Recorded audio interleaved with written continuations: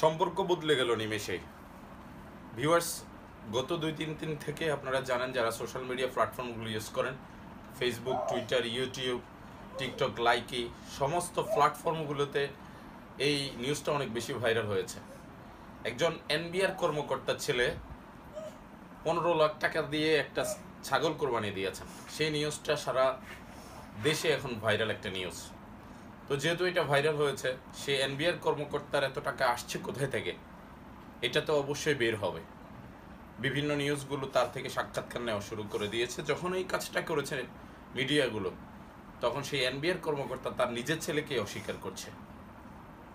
আমি যতটুকু জানতে পেরেছি যে ছাগলটা সাদেক এগ্রোতে রয়েছে এবং এই ছেলেকে আমরা চিনি না। সবচেয়ে আমার কষ্ট হলো আমার ছেলেকে নিয়ে। এটা হচ্ছে যে একজন মানুষের মান সম্মান নষ্ট করার জন্য যেভাবে অপপ্রচার করা হয়, সেই অপপ্রচারের একটা কৌশল। এই ঈদের সময় হঠাৎ করে দেখি এক ছেলে এক ছাগল নিয়ে সে আমাকে এনবিআর রাজস্ব কর্মকর্তা মতিউর। এটা আমাদের জন্য তো ডেফিনেটলি একটা পীড়াদায়ক। কেন হয় কি, আপনি কতজনকে বুঝাবেন?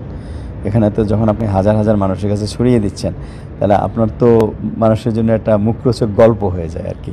তাই এইটা যারা অবৈধ পথে টাকা ইনকাম করছেন, ইল্লিগাল ওয়েতে টাকা ইনকাম করছেন পরিবারের জন্য, একটা সময় দেখা যায় যে এই লোকগুলোই আপনাদেরকে বৃদ্ধাশ্রমে রেখে আসে। সুতরাং আপনি যাই করেন না কেন, এটা চিন্তা ভাবনা করে করবেন যে আপনার অ্যাকাউন্টেবিলিটি আছে হিয়ার অ্যান্ড হিয়ার আফটার। আল্লাহ রাব্বুল আলামিন আপনাদেরকে ইসলামিক জীবন যাপন করার জন্য তৌফিক দান করুক। আমিন।